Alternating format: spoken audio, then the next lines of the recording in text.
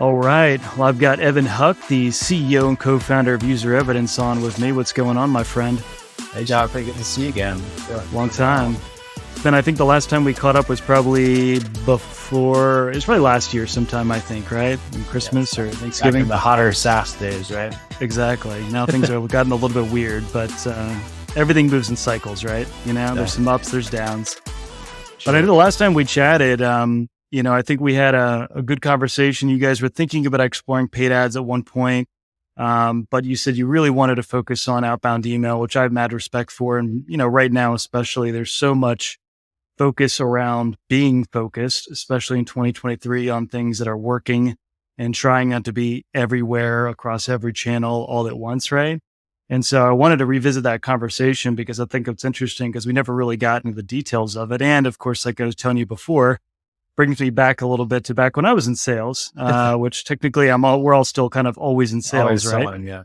Always selling. But I thought we could break that down a little bit in terms of some of the things that you guys are seeing work functionally from an outbound perspective. But before we get into all that, maybe just so people have some context, you want to give like the high level kind of 1, 2, 3 on UserEvidence and then who you guys are marketing to as well, just so people know and can have some context with respect to your strategy? Yeah, for sure. I'll start with who we're marketing to along form what we do. But our customers, like on the account level first, are B2B technology companies broadly. So it ranges from maybe like Series B startups all the way to big companies like ADP and Coupa, and Gong and Splunk and folks like that. So anyone that sells like expensive, high consideration products, and they need customer evidence and stories, testimonials and reviews and ROI data and competitive evidence to sell their stuff. So UserEvidence is a software platform that enables vendors to capture feedback from this awesome asset, which is usually a large base of happy customers, but then turn that feedback into really cool looking assets, which might be testimonials or case studies from individuals, or aggregate statistical evidence that sounds like 98% of Gong customers who switch from Chorus improved win rates by 17%. So exactly. The tricky part is for us, like regarding email and outbound and marketing in general, is like, we don't really exist in a category at all. There's no one Google's customer marketing content automation or something like, nope. Like they would, HubSpot or Salesforce or best screen sharing software or something. So because of that, we can't just there and like hope that people come to us. We have to go out there and find people. And luckily people are very familiar with the problem that we solve. We solve a nice, concrete problem. But they don't necessarily know a solution exists to solve. So hence, right. Outbound is, kind of the only way to get started. But, anyway, that's some background. Yeah. And I think it's cool too, because there's just so many different use cases for the types of assets you guys can create with UserEvidence. So, I mean, we're talking about like using that on your website, organic, paid even. I mean, there's so many different things that people can do with it once they have that data, and then they save all the time, obviously creating it all. So to me, I love that aspect, the repurposing nature of it, because we're always strapped as marketers trying to figure out like, how do we get another piece of creative or this, that out the door? And it's like, you've got a whole entire library of it just being created for you. Yeah. Doing, traditional case studies and asking clients to go do that. It's just the heavy lift. Exactly. Friction or legal and approvals and design and stuff like that. So yeah, exactly. we made that easier. Yeah. Personas we're selling to also kind of are interesting. It's, people like you in a way. Product marketing is kind of our number one, customer marketing in larger companies. But then we also think about who uses customer evidence type content. Also demand gen and sales enablement, right. Paid a little bit to an extent, Marcom. So we're usually trying to get to like, let's say a VP of product marketing at some super hot company like Gong, which turns out that's, probably the most marketed person out there. Yeah. That dude gets like 10,000 emails, 60 LinkedIn messages and a bunch of cold calls. So exactly. All they have for some money and stuff like that. And it's comparatively a very difficult audience to get to, or at least it's just competitive. There's 10,000 MarTech solutions you could sell to that person. And so standing out from the noise is very tricky. No, it's a real problem for sure. Well, let's get into it, I guess. And I think, if you've been on LinkedIn for like 2 seconds, everything apparently is dead as a channel, as you probably know. And so between SEO and paid ads and outbound email cold calling, I guess we're We just don't do anything anymore. We think we just hang out channels. and we put out we link some posts on LinkedIn, and when the business That's pretty much it. That's pretty much it. That's pretty much it. It just somehow comes. And so like clearly that's not the case, right? Obviously. Those are great, like attention grabbing headlines, and it's nice to hear. And like, okay, it creates a lot of conversation. It's controversial, but at the end of the day, like these things always come down to typically like how you're executing in the channel. And like, if people are on that channel, whether they're eyes, ears, whatever, right? If their attention's there, it's probably a good channel for you. You just need to figure out how to either measure it correctly or how to execute in it better. But, what's your take? I mean, when you hear those types of things with outbound email in general, because I know outbound email gets picked on probably just as much as paid ads. Yeah. But what do you hear? Like, what's your kind of take on that whole thing? I think it's attractive, obviously, to go out. Like I like just sharing candidly, like we had a deliverability challenge this week. I don't know if other people have seen this, but like we use Google Suite, right? And are using, I think it's intended for spam every now and then, more of an internal control. Like it's just to the admin to say, hey, like just a heads up, it might be risky, and we just turn them back on and it's all good. Now they've changed it. Now a bunch of people are getting flagged, and we're not doing like wide scale crazy outreach. Like this is really pretty targeted, sophisticated stuff. But I was considering posting it on LinkedIn, and I hesitated for a second because I know bunch of people will jump in there and be like, well, you just gotta you gotta build a brand and then just have a great product. And again, it just comes to you. But like, when you're staring down big numbers, like you can't just sit on your hands and wait for that. So like you have to go do something. Exactly. My background, just to share, like, I've been kind of running a similar play for 12, 13 years now. I started as my career as the first SDR at this kind of random startup called Tech Validate. And back in the day, we were using I would have an Excel sheet of all the emails, and then I would use Microsoft Entourage and then do like a mail merge to get outreach out at scale. But it was great. Like you'd send like 1,000 emails, and like you'd get like 32 people to respond and book like 6 calls from like that. Yeah. And so your response, like the engagement rate was high because like the comparative noise, like marketing automation wasn't quite there yet. And so there was much less noise, and that was effective. And then obviously that kind of Aaron Ross style predictable revenue playbook, permeated all these new SaaS companies. And then particularly when COVID came, the in-person channels got taken away. So everyone rushes to it. Exactly. Now you have this, if you think about supply and demand, you have no shortage of supply of cold email. And just, so obviously the effectiveness and conversion rate on it is much lower, but it's still one of the primary channels out there. So it's changed for sure. But at least for us, it's still a very critical part of the mix.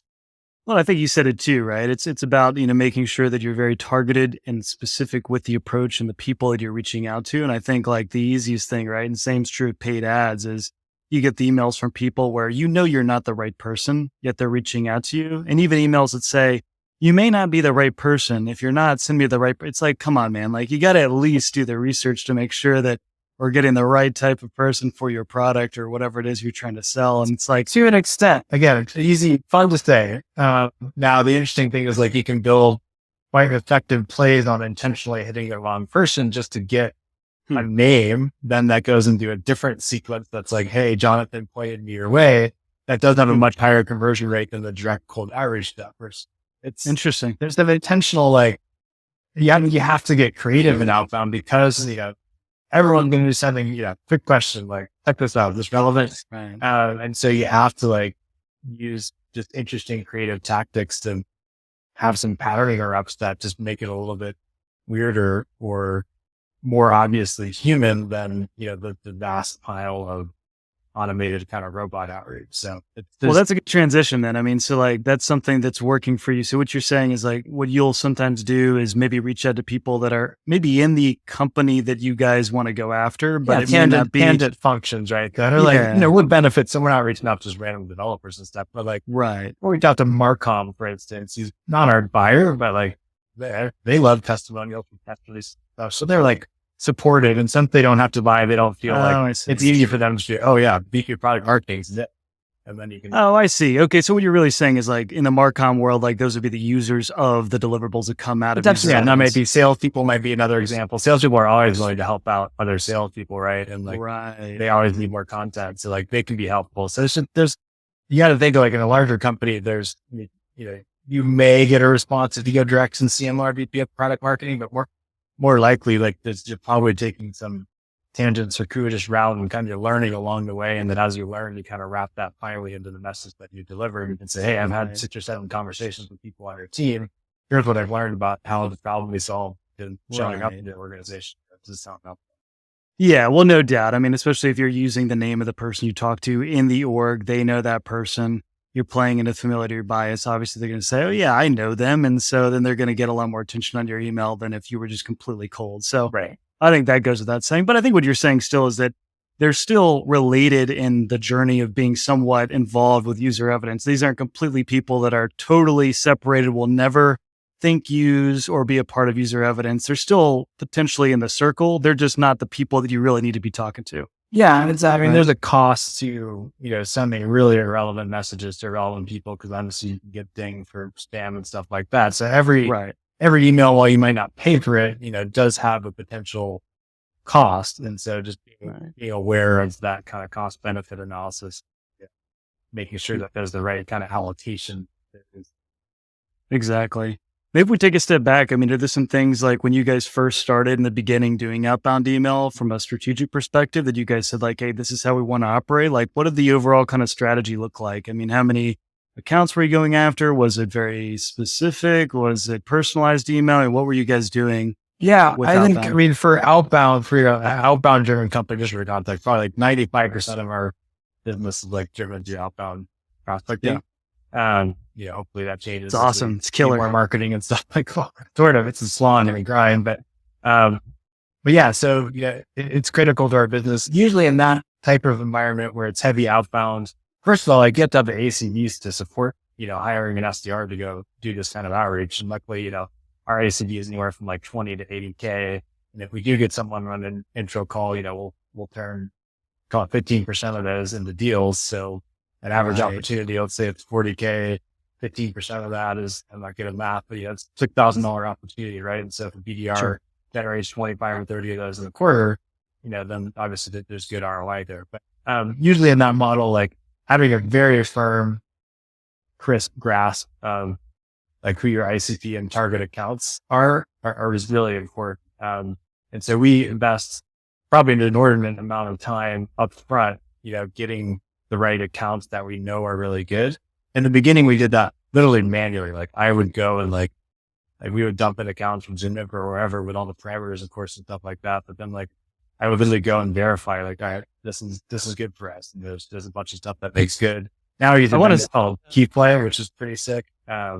Which works well for like a MarTech vendor for us because it gives us a lot of signals on like basically marketing maturity. Like, do they have like what's the name of it again? What's the name? Key Play. Key Play. It's like, do you remember Everstring or Infer from back in the day? Yeah, I do. I don't know those guys well, but I know the names. Key Play though doesn't sound familiar. It was kind of this like wave 6 or 7 years ago of like predictive analytics where, basically you take a bunch of data about an account and you look at your current customers and then there's some like correlation, right, between the different variables. For instance, for us, like if someone has Eloquar or Marketo, they're a lot more likely to buy than if they have, active campaign, right? Because Eloquar and Marketo is meaning that for large enterprise active campaign, is SFB type of thing, right? So, having technographic and firmographic signals, obviously like, rate of growth and are they hiring for the positions that we're trying to sell into, like sales and marketing people. Now you have a pretty sophisticated, like, basically weighted scoring algorithm to get us, get a rep, like 200 accounts that they know are really good, that are, strong fits for us. So it starts with the accounts for sure. And then now we get into contacts and how we actually go about contacting them. Well, yeah, I'll stop you there because I think what you said was really important because a lot of people think that building a target account list or even sometimes doing ABM is just exporting out a list from Zoom and calling it a day, right? And we all know that those lists are full of crap, right? And so you still have to vet it. You still have to look at those lists because there's tons of companies that aren't a good fit. And the same thing applies in the world of like advertising as well. When you do native targeting on LinkedIn, you're still going to get some people that are not a good fit for your business. So you have to get in a target account list and do, again, more research than just saying, we put in company size, we do 200 and 500 and titles equals this and geo equals that. It's like, you got to go a little bit further than that. And it does take time, but to your point, ultimately, especially with email, when you're one-to-one with every single person you reach out to, the email does cost money every time you are doing a send. And so we need to make sure we're getting the messages in front of the right people. And time and focus, right? Like someone's if whatever you put into that account list, the BDR is going to spend a lot of time on it. Getting rid of the crap early, but not spending time on it is just from a production perspective. Exactly. So then I guess a step level down from that, like what do things look like once you start actually crafting some of the messages? Has that changed a lot over time? Is it typical things you're doing through like outreach or Apollo doing sequences to a series of lists? Like what does that look like? Yeah, if you're thinking about it kind of like a stock portfolio, right? Like you have some, municipal bonds, right? You have some wild AI tech stocks, some crypto, like so you have a portfolio of stuff. You're still going to have like your kind of foundation of just machine-based volume, which is like, all right, which is really a function of, all right, now we have our accounts. We got to figure out that we know the right personas, right? And then there's this whole sourcing component to it, right? Which is go find the person on LinkedIn, go to the data info, bring in their data, and start to build a list of the right people we want to talk to. And then we put those people into sequences, which is, I consider kind of like level 2 air cover. Level 1 would be like more like marketing, HTML, thought leadership, helpful educational content. And then you have this level 2 air cover layer, which is still pretty wide scale. It's targeted in the sense that it's like specific to personas, maybe at least our industry, or kind of like those high level buckets that we might have in our CRM. And then you have like the very personalized outreach, which is well-researched, personalized email, LinkedIn messages, social selling, cold calls, which are not dead either. They do work. But you want to you can't do that on everyone. So if you're 200 accounts, so you have 5 contacts on average at each, that's whatever, 1,000 good contacts in your territory. Can't do the super, super targeted approach to everyone. So doing that same sort of tiering system with prospects so that you can again allocate, all right, if it's kind of tertiary, somewhat relevant prospects, then they're hopefully getting covered by our air cover. For the VP of product marketing, honestly, we want to spend a lot more time doing personalization, gifting, calls, integrating all those channels together into kind of a campaign over the course of several weeks. That was going to be my next question, because everyone talks about personalization all the time, how it's incredibly important. And you see the bashing of emails on LinkedIn all the time, which I find not productive unless there's constructive criticism, right? And we're actually trying to get better. Fair enough. But what is personalization? I mean, what type of personalization are you guys doing on this? I mean, you said gifting and some other things. Are we talking about like looking up people's baseball team? Or are we talking about? So it's kind of funny. We've gone through, an evolution on that. Like it started, the obvious, like what you're talking about. Like we would, at first it was just like, all right, let's just send a shit ton of gift cards and we can schedule some meetings and that kind of work. Now that's even become, kind of saturated. And so the next level from now is, all right, let's look at their LinkedIn profile and, I see, you're the Cincinnati Reds fan. We use a gifting vendor called Postal, which kind of facilitates this, but here's a Reds hat. And kind of what we realized is that scheduled some meetings, okay. They were a little bit less quality than like a normal meeting where they book, if they have the pain that we saw. And so targeted outreach for us, can be individual stuff to break the ice, but oftentimes it's more observational connection between the scenario that their company is in and the unique problem that we solve. So for example, like a good industry for us is like network security. So there's a big show called Black Hat coming up next week in Vegas, which is a bunch of network security vendors. And, our outreach to them might talk about how we work with several security vendors in the space like Splunk and F5. And it's, to those people, like it's always really tough to get customers, even happy ones to go talk about their security infrastructure and your case studies for you. So that's an example where it's like just slightly different flavor problem we solve, but relevant to that company's unique scenario. And so I think you can come in with a little bit of perspective, demonstrate you've done that research and connect it to the problem that you solve and throw in a personal thing here or there. That's like a good combination of all 3 of them rather than just like, hey, we went to the same school. Do you need revenue acceleration software? Yeah, at least for me, I don't know. I mean, I'm not everyone, clearly. Those types of things always seem a little bit phony. And I don't know you, man. And I don't want to talk about my baseball team, the fact that I live in DC or this, that, and the other thing. I mean, it's interesting. Fair enough. You did some research, but I mean, ultimately, it's like more connecting the dots back with something that I'm thinking about right now, hopefully that I'm trying to solve, or maybe that I want to solve. And it's like, oh shit, like that could be huge for our business. Like, yeah, let's actually chat about it or send me a link to something or whatever. Yeah. Like some good SDR will watch this from Lavender or something like that. Will watch this and say, hey, Evan, I noticed you're talking about deliverability and, effectiveness and then reach out. Right. Like, so like finding relevant stuff that they're talking about and focused on and connecting to what you do, I think is the kind of right level of personalization now. Right. Been very interesting. Exactly. We are playing around with like a lot of AI based personalization, which is a whole can of worms and just interesting. I want to go down that road in a second with you. Actually, I've got some questions on that. But back to your point on gift cards. I mean, I know we've done it on the paid side a lot, which we've done it in multiple different ways. One is just conversation ads in LinkedIn. We've also done it just in single image ads within campaigns as well. But I think the same thing happens too as well, not only with email, but also with paid, is that you definitely can convert people and get people to go ahead and take a demo. For those at least that are a little bit more interested and are acknowledging the problem. What we see too is that like a lot of times you'll get the meeting right, but a lot of times you won't get as high of a conversion rate. Clearly, if someone came in inbound, asked for a demo, right, and then those are typically converting at a higher rate. But I think it's more a mindset change with those things. I think early on it can be a great way to get some conversations going. Because if you just say, hey, my goal here is really just to build a relationship with this person, talk a little bit about how we can help. A lot of times we're seeing that 6 months, 6 months or something like that down the road, they're coming back and say, hey, you know what? That's a good conversation we had before. Like, I actually would like to try it out. I have been thinking about it now. And so I think like if you look over a longer time horizon, you'd probably see a better ROI on those things. But I think a lot of people kill them and say, let's not do that at all because everyone's looking for the short-term hit, right? They want to know it worked, it got revenue, and let's do more. Let's deal. Like, the nice linear pipeline. Yeah, I think that's true. I think as long as you're pointing at like at the right accounts, then conversations in those accounts are great. You'll learn a lot that you can use to inform, future partnership prospecting, right? So exactly, definitely worth the effort there. Exactly, 100%.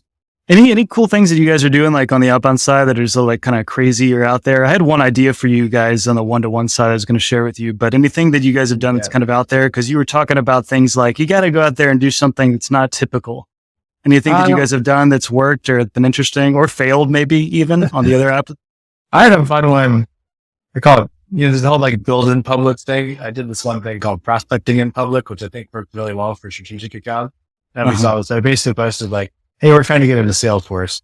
Here's why. Because they have 27 products across 16 different industries and trying to create customer content across those. Eventually going to figure it out. Turns out it is. Right.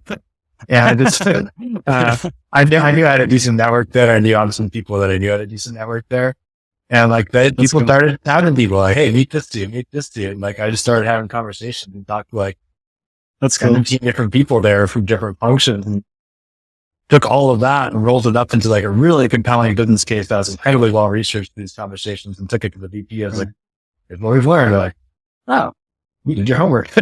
That's cool. That probably doesn't work in every industry, but I thought prospecting in public was a kind of fun social way to involve the community in your efforts. I like that. Another fun thing that we're doing Thursday is just kind of like, we get asked is always so similar from SDRs. Take a meeting, right? Because that's just what they're gold on. And so we just switched up the ask and said, hey, so we're doing this thing again with help from our Gifting Mentor Coastal, where it's going to be 50 prospects just coming to hang out and have like Italian spritz cocktail or something. So they're making like a vermouth face drink and Campari grapefruit or something like that. And they found out all the drinks and who knows to what extent those converts, but there's a lot of dependence and because this is just changing up the offer a little bit, showing a more human side, I think, and just, leaning into people's desire to want to have fun and not immediately jump into a sales cycle. We'll see how it goes, but just need to do something. Exactly. Because I mean, like the easy stuff is just to say, like, can I have 30 minutes, right? Everyone can do that. It takes a little more time to think about something a little more creative that's out there. And maybe it ultimately ends up in a sales meeting, but if you're taking a little more of a creative approach, it just comes off different. Another thing too that I found interesting, and this is a complaint I personally have on more the receiving end. I've never done this tactic, but it leads to an idea that I was thinking about for you all, but I'm sure you've gotten those LinkedIn messages or cold emails or something when someone ends the email with like, hey, can I send you this blah, blah, blah thing or whatever? Maybe it's a plan, a playbook, a template. And I know why they do it because, ultimately people want to get a response. And I'm sure there's probably decent response. Like, yeah, sure. Why not? Send it to me. Right. Yeah. I'm on the other end and I'm usually like, just send it to me. Right. And then I'll take a look, which I understand why they probably don't. Right. Because they want to qualify it. They want to put it together. They really don't have anything for me right now, but they will if they get a response. Yeah. So that they don't burn they would be burning tons of time, right? Trying to do that for everyone. But I thought about for some of like your one-on-one campaigns, that would be really interesting for people that you wanted to take a little bit more time with. And I'm trying to think exactly if this would work. I mean, you wouldn't be able to do a full on demo, but basically it would be like you create deliverables with just like some sample deliverables for them and even show it on their website. And so you take even just a snapshot of their website and you're like, you could literally have, and it'd be great for people, especially that maybe didn't have as much social proof or, some legitimate case studies or things like that. Or maybe they hadn't posted in a while and like, hey, I noticed you hadn't posted a case study in a while, or I noticed that I don't see many testimonials. Here's what it would look like in user evidence. These could literally be created in blah, blah, blah seconds. And then so you just go into it, you're just giving them the asset, right? And then that to me would already be like, holy shit, that's a conversation starter. Because number one, you put their logo on it and it wouldn't have to be heavy work, right? Just minimal stuff. You could use current assets, but just make it a little bit more personalized to them. Because some of the bigger accounts would be, at least for me, it would catch my attention. I know that. Yeah, no, it's a great idea. We actually, we have something in Figma, basically a little workflow built out where you can just like drop in a logo. Yeah. And just to like create some assets. And that worked pretty well. We need to get back to that. It's a good idea. One thing we're doing right now, which is kind of interesting for our top accounts, is we'll just like stock in all the reviews from G2 and bring them into a library and then send them a link to the library. That's great too. Go there. That's awesome. Pretty custom kind of canvas design automation on top of it. So yeah, we're playing around with like, we're, product-led growth, obviously a hot topic. We're not the type of company that's going to make, $8 per user per month from 10,000 people. Like we are an enterprise company that's going to be selling, 20 to 150K ACV stuff. So we're trying to figure out what's our kind of like retool-ish version of PLG, because true PLG is not going to work for us. And so the first step in getting to that is just doing those kind of like somewhat operationalized prospecting plays to create, personalized kind of content or previews of what their life would look like with the product. Exactly. Giving them a taste. Doesn't have to be full PLG, but even if you gave, some of your top tier 1 accounts a taste of it, I guarantee you like that would probably, it sounds like you've already done some experiments with it and it's worked to a degree. But I mean, that type of stuff, when you can just go a little bit the extra mile, we've even done some stuff. We've even done a lot of outbound for OmniLab specifically, but I know that I've definitely done it in the sense of more just people I know. And so sometimes what I've done is just created like this 1-slide campaign plan. It kind of looks like the business model canvas. And it basically is just our thoughts and our approach of like, hey, if we were to do something like this, here's what it would look like. And, we don't do that at scale right now in like a massive outbound motion. I just do it from time to time for people that either I know or trust, or I've seen them online a lot, or they interact a lot with my content. And it always generates a really good conversation. I've had some people on the podcast right after. Others have just really enjoyed it, passed it on to other people that have actually become opportunities for us. And so it's just like going a little bit of the extra step to get people's attention, I think now is so important. Of course, where you can't do it for everyone, but where you can for the right. Yeah, I think like taking that long view of starting to build relationships. I know that sounds like, cliche trite, but like you're a good example, right? Like I can tell I don't have an immediate, I don't need on me right now, but like you're a dude that's well connected and just fun to talk to and enjoyable to be around. Appreciate that. And I know you're going to take that, to other people, right? So just like starting to create relationships with like kind of, if you think about how to operationalize that, it's probably like, what are some nodes in my prospect network where they're active on LinkedIn and they seem cool? And like, especially with people like that, like focus on building like a longer term relationship. Cause some of those nodes, like in today's world that is very peer driven, like social proof driven, like reputation driven. Exactly. That stuff like pays off over the long run. And it's harder to measure. Again, it's not quick hit, not going to show up in your pipeline report and attribution and stuff like that. But I think reps like that do that well and like can have relationships and conversations outside of their selling conversations, tend to close a lot of deals over the long term. Oh, 100%. Yeah. I mean, I think, and it's tough. It is tough. I mean, I will admit, like, when you're in a position where either your CEO or VP of sales is putting a lot of pressure on you and saying, hey, we need to hit X numbers, then you immediately kind of go into like, gimme, gimme, gimme. I want your time. I need to roll. And there's kind of a time and a place for that. But when you can be in a position where you don't have to be the last minute, oh shit, we need another $1 million of pipeline in the last 5 days of the quarter, right? Then you can avoid some of those things and just make sure that you've got consistent type of relationships being built, interactions that are happening online and all that stuff, so that when someone is ready to buy, they're like, oh shit, like I'm going to go to UserEvidence. I'm going to go to Evan's company because they do a kick-ass job on XYZ things. Yeah. And they're out there, they're putting out content. They're helping people. Yeah. I think that's important. It's the same kind of portfolio mindset, right? It's like, 70% of your stuff towards your near-term goals that are very quantifiable. Exactly. 20% towards development, 10% towards totally wild, high beta ideas. Like that's the right mix, right? Generate returns over the long. Yeah. I want to talk about two more things. One thing that's really important that always comes up is we're not going to go into a big like sales marketing alignment discussion, but I do think it's important to kind of understand, and maybe you guys are probably having these discussions right now with Mark. Yeah. Figuring out how marketing is now going to come and fall, because I'm sure Mark has lots of thoughts. But I'll point out one thing specifically, and then maybe you can kind of take us broader if you want. But I know that a lot of times when we work with clients, the big thing we always want to do from the beginning is make sure we have a one-to-one alignment with the exact same target account list that the sales team is going after. So from a paid ads perspective, all those people are getting covered up across all the different channels we've got ads on, because we've seen it time and time again with companies like Drata and many others. When we look at outbound conversion rates increase over time because there's more familiarity. When you reach out, you see the same name.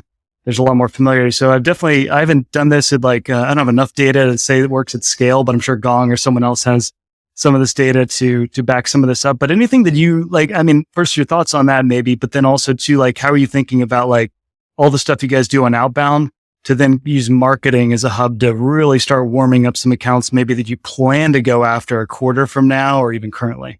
Yeah, it's a good point. I think, yes, if you've invested like we have a ton of time and effort and methodology into getting the right accounts, then that should flow through your entire go-to-market system, from sales development to marketing to even customer success, right? And one just tactical example, like when we first started, we were starting to do some LinkedIn paid ads. We had the basic parameter-based stuff, right? B2B technology, and now our mix is probably like, we still want to catch some stuff that we might have missed in our account, scoring and whatever, but our mix is probably more like 85% named accounts now in LinkedIn and 15% just kind of net. Cause again, like we, full confidence that those accounts that we have named are very, very good. But yeah, the multi-channel campaign, if you will, goes across functions from SDR to marketing in that case, right? And so it makes complete sense that a little bit of more friendlier marketing air cover is going to increase across all these different channels, is going to increase recall. Someone that SDR does something, like, hey, Mark pointed me your way. It's going to be a lot more likely to convert than if it just got sent without all that air cover happening. So yeah, I mean, I've never had marketing in my career. I'm excited to now. I think the one biggest thing, just 2 weeks of dealing with Mark, that's been a change that's been really good, is like, making sure that our messaging is really in the voice of our customer, was an adjustment. Like I talk to customers all day, but I've been close to this product for so long as a founder that I have my own mental kind of model and language for how I think about it. And that's slightly different than how our customers talk about it. And so I think that's the first thing Mark's doing. It's just like, for all our messaging and enablement materials and stuff like that, just making sure it's like simple English language that our customers use to talk about us, which I would imagine will help, but we will see. But yeah, I was surprised at how different our customers' language was than ours. Yeah. And that's something that's so important, because I mean, you constantly hear these, you see these headlines on various websites where it's just like increase revenue. And then the sub headline still doesn't really go into enough detail on even what they do, or there's no pre-headline to discuss the category.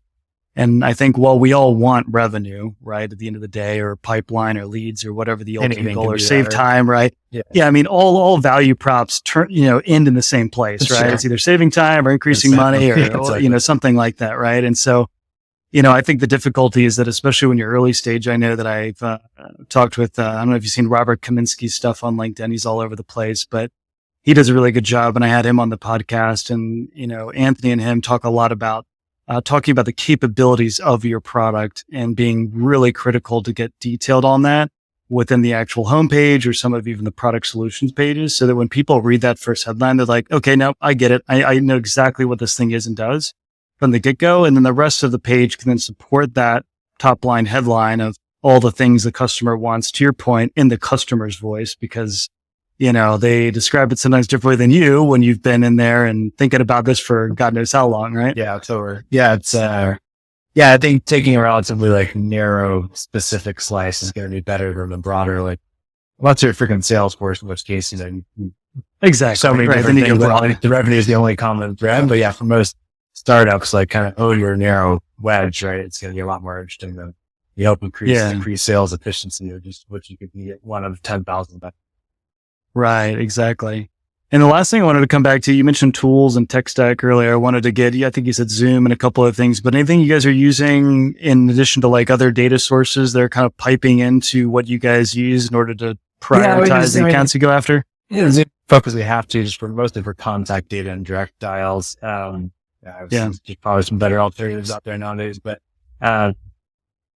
Key Play is definitely that's the coolest, most high impact, account scoring thing for us, which, if you're doing outbound, again, you're literally just you have time, which is your only asset, and you have to allocate it against all these accounts. So getting the account scoring is really critical. Right. And Key Play, particularly for a MarTech vendor, is really great for that. But then the rest of the stuff's barely vanilla. It's Sales Navigator, and use HubSpot for sequences, a bunch of stuff. Uses Postal is definitely super valuable for gifting. Use the DR for personalized video and stuff, but, that's nothing. See, we do have we are experimenting with some of the more AI driven SDR stuff, which is pretty cool. It's we'll take demographic and firmographic variables from Key Play, how much they're hiring, or, what marketing automation system they're using or whatever, and actually use that as a personalization variable, bring that into the CRM. And then we basically created a messaging matrix. Yeah, for instance, if you're using Eloquent, we know you're a larger enterprise. We know you're going to be sending a bunch of campaigns out to that thing, and those campaigns need content, that we can use some of the firmographic variables and then have generative AI go create actually pretty targeted messaging off of that. Cool. Pretty interesting. So we point that usually if you think about our accounts, we have 2,000 really, really good ones, 3,000 probably pretty viable, and then 10,000 could in theory buy us, but not so sure. And so using AI SDR type stuff on the 10,000 that we're not so sure and aren't worth our, comparatively scarce human time. Right. Yeah, it makes sense. Do you guys also use, you mentioned Lavender a second ago. Do you guys use tools like Lavender or Lavender? We don't. We're looking at using Lavender. Cold calls have been actually pretty effective. They're starting to work, especially as we get better at them. So we're looking at, dialing solutions like Orem, to kind of, become more efficient at that as well. We're starting to, get more sophisticated, but it's also nothing crazy either. And I think there's a good point to that too. It shouldn't be, right? We don't need a zillion tools to do this, right? We need a couple to get the right data in front of us in terms of email, account lists, and things, basic details like that. We need to do some customized vetting on the back end, like you said, to make sure that we're actually getting the right accounts, the right message in front of the right accounts, so on and so forth. And then it sounds like Key Play is obviously a big part. I'm going to have to look up that tool because I don't know Key Play well. It's definitely, if you're an outbound company, especially MarTech or sales tech or something like that, like the SaaS and technology companies, then it's worth looking at.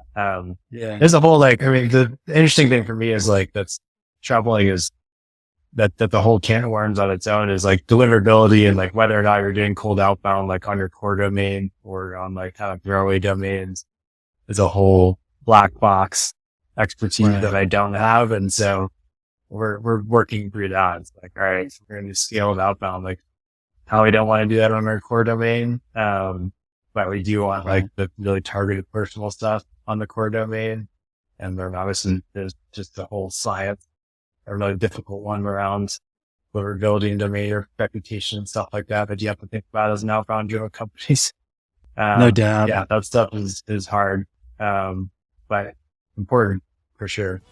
That's another good discussion we should get into another day. I've got some questions on that too, but yeah, man, this is good. Also, people can find you on LinkedIn, obviously, Evan Huck, if you want to reach out, connect, and then obviously userevidence.com if you're interested in user evidence to check that out. Yeah, which I definitely would. And then any other places people should find you? Or are you pretty much on LinkedIn? And I LinkedIn probably the best place. So you can also email me, evan@userevidence.com. Well, pleasure having you, man. And we'll keep in touch and chat on LinkedIn or wherever. Right on. Thanks, Tom. I appreciate it. Yeah. All right, see you, man. All right. Well, thanks for listening to another episode of the Demand Podcast. Again, I'm Jonathan Bland, the co-founder of OmniLab. I'll also have with me Jason Steele, who's the other co-founder of OmniLab on this podcast as well. We're a demand gen agency for seed to Series B SaaS startups. If you like this episode or you're looking for some help with demand gen, please feel free to reach out to us on LinkedIn over a DM, or you can go just directly to our website. That's omnilabconsulting.com. Otherwise, we look forward to seeing you on the next episode where we'll be talking about all things demand gen. Until then, thanks. Bye-bye.